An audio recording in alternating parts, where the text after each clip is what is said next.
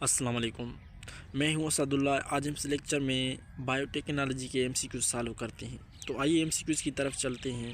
पहला एमसीक्यूज है the Pfizer vaccine is used against. जो फाइजर वैक्सीन है वो किस डिजीज़ के अगेंस्ट इस्तेमाल की जाती है।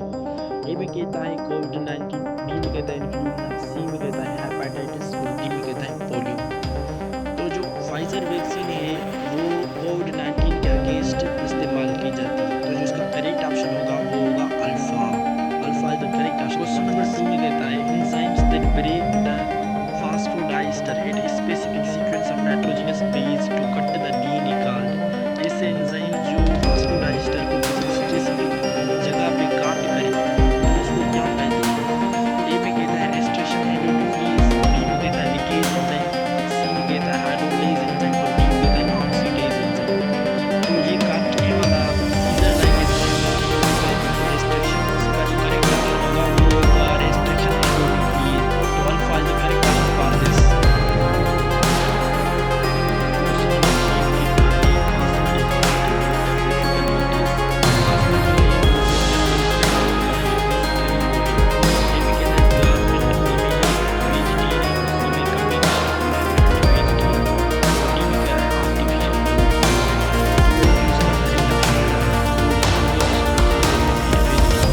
गवर्नमेंट एक वेक्टर तौर इस्तेमाल होता है। वेक्टर वो बेसिकली चीज़ है जो जीन को ट्रांसफ़र कराए। ये बायोटेक्नोलॉजी में इस्तेमाल होता है। तो प्लाज्मिड जो है वो combination of plasmid and vegetarian होता है। तो 4 D is the correct option for this. Question number 4 में कहता है the application of PCR which is used to establish paternity with high accuracy. वो एप्लीकेशन पीसीआर की जो पैटर्निटी एस्टैब्लिश करने में मदद फराहम करे वो कौन सी है। पीसीआर बेसिकली होती है प्रोटीन बेस्ड रिएक्शन। इसमें आपको श्योर होने की 2 क्वेश्चन है। इसमें से कौन सी जो रिएक्शन है वो पैटर्निटी एस्टैब्लिश करने में मदद फराहम करती है। ए में कहता है oxidation catalysis and pyrolysis, B में कहता है एंजाइम सिंथेसिस, सी में कहता है प्रोटीन इंटरसेप्शन एनालिसिस और डी में कहता है टेस्ट। तो जो इसका करेक्ट ऑप्शन होगा वो होगा total estimation.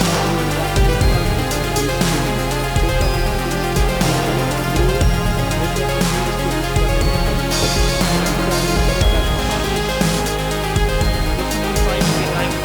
Growth in mental states को स्पेसिफिक क्या कहलाता है। तो कौन सी टेक्निक है जिसमें स्टेट से बाहर आ के उनसे ग्रो कराते हैं।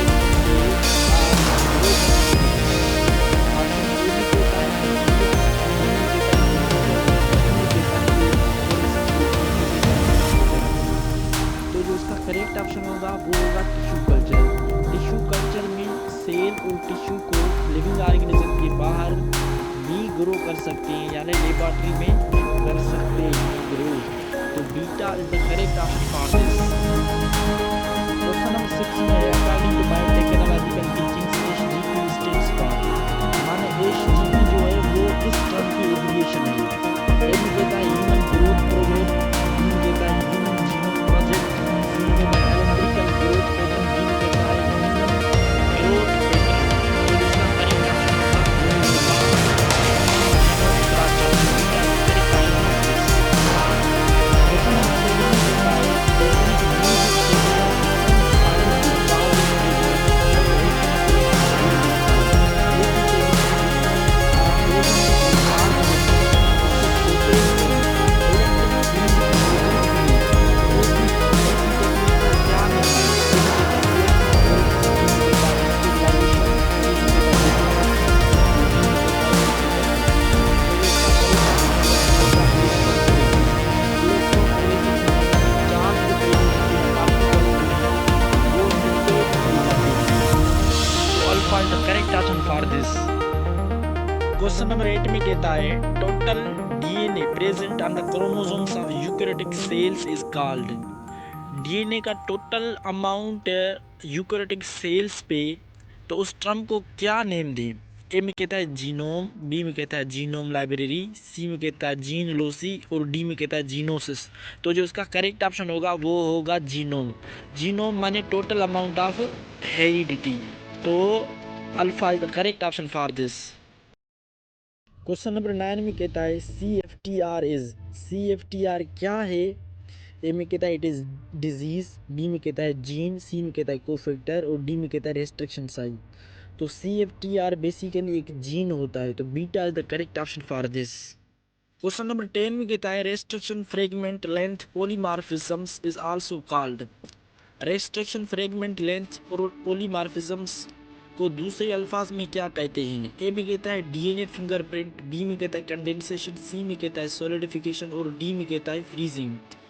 तो रिफ्लिप्स जिसका कैरेक्टरिस्टिक नेम है DNA फिंगरप्रिंट, तो alpha is the correct option for this.